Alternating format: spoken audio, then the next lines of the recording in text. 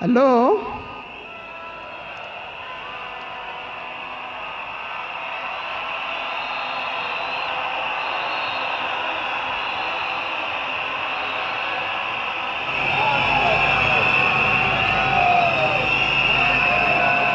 Thank you.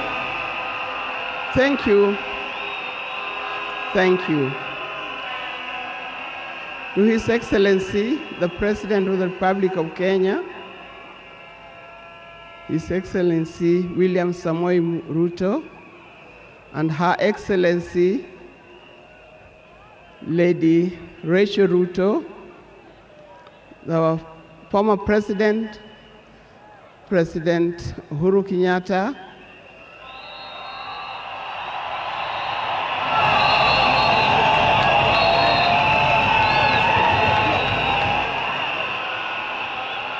the visiting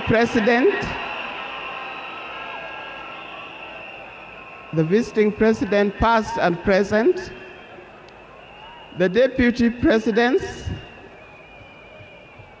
all distinguished guests, ladies and gentlemen, and watu wetu wa Kenya kwa jumla, hamjambo.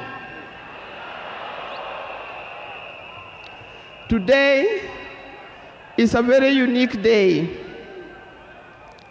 It is not every day that I would be standing here to say something to the nation and to the world about my dear husband, Raila Amolo Odinga.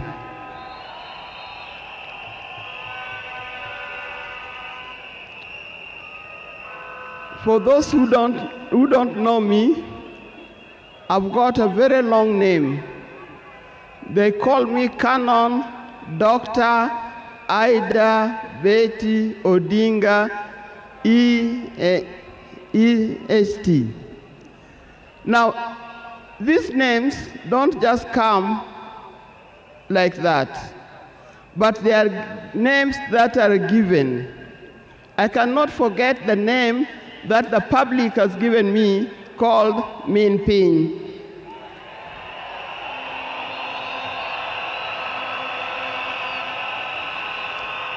That name is a very heavy name because it is a name that puts a lot of responsibility to the owner of that name. I'm also gotten the name of Peace Ambassador. And for that reason, even before I say something else, I'd like to say something about peace. One thing that I know that Raila stood for, and he keep on repeating, is that we need peace in our nation, we need peace in our homes. And peace will not survive in a situation, in a chaotic situation. For that reason, I appeal, today I appeal, let us mourn Raila in peace. I know you are all concerned, I know you are all mourning, you are sad about this, but let's keep peace so that the peace can prevail, not only here in the stadium, but also in the rest of the country.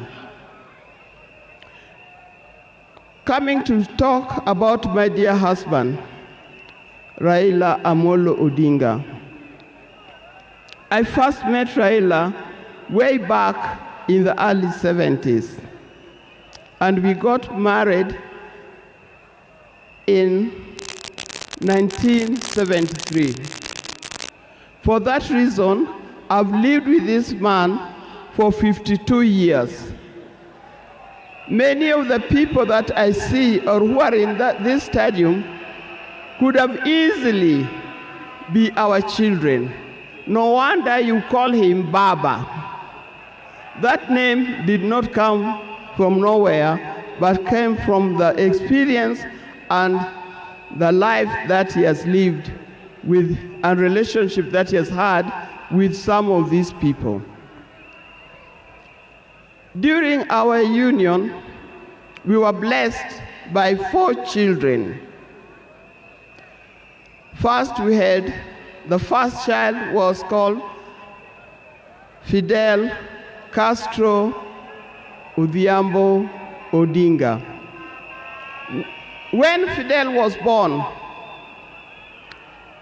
I was a bit hesitant the way he gives the name. I said, why do you call him Fidel? Then he said he was a great admirer of Fidel Castro, and therefore he named his first child Fidel Castro Odinga. Later, we had the second child, Rosemary, and here again, Rose is the name of my mother, and Mary is the name of his mother. We combined the 2 names together, and we called the child Rosemary.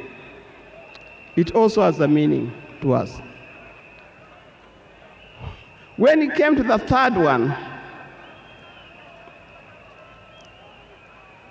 and he named after his best friend and his cousin called Raila Kembo, with whom they shared the name. So we ended up with Raila Odinga.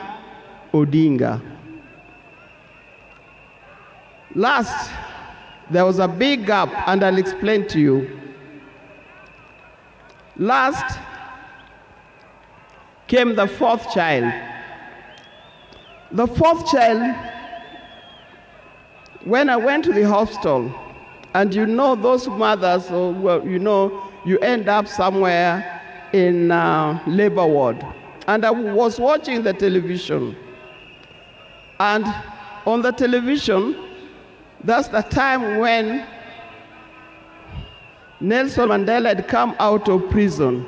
It was he's been there for 27 years. Raila also had been in prison, but that's not why we named her Winnie. And I was watching the television. I could see Nelson Mandela and Winnie Mandela holding hands as Mandela walked out of the gates of the prison. By then, I didn't know what kind of child I was going to get. But then I said, if it's a boy, we'll name him Wilson Mandela. But if it's a girl, will be Winnie Mandela. And therefore, Winnie Mandela arrived. And that's the 4th child. I see when you look at this naming of the children, I know these days you can name your child anything that you want, but I'll appeal to those who are still having babies. Give your child a meaningful name, because you name them people you never saw, you never heard of, simply because it saw the name written somewhere. There's nothing wrong with giving our children the names of the people who in our lives we think are the heroes. Our life was not smooth life. Just like any other family, there's been ups and downs. But as we continue living together, we've learned how to cope, because we all have weaknesses and strengths. We learned to talk straight to one another. We learned to speak the truth, and we learned to forgive and move on. Now, that forgiving spirit was not only in the home, but is something that he has spread to the Kenyan. You've seen how many times he has tried in the elections, but that forgiveness is a paramount. So please don't carry grudges from one generation to another and from one group to another. We are all Kenyans, We are all Kenyans. We are sisters and brothers. We must learn to forgive easily and build together Kenya.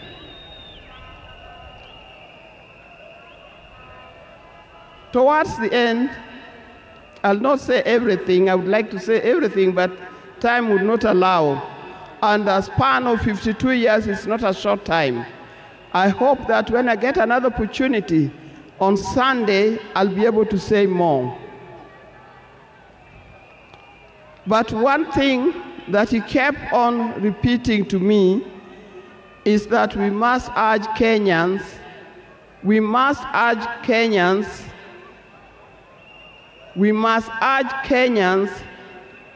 to live in peace. He kept on repeating that. We must repeat it to our Kenyans. We live in peace. Raila hated dishonesty. He hated dishonesty. He hated greed.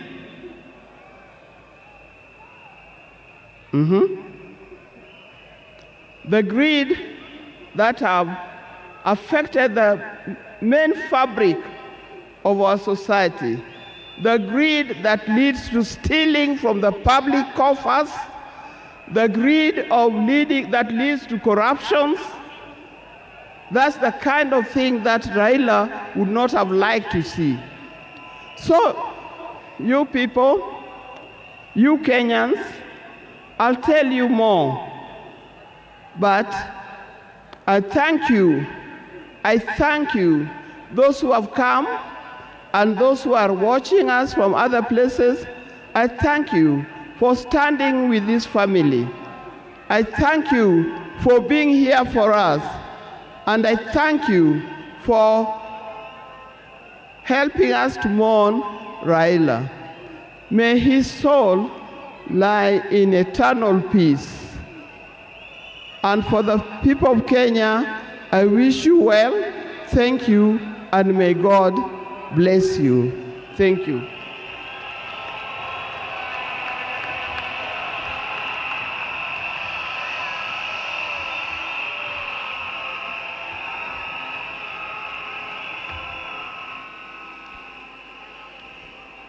Federal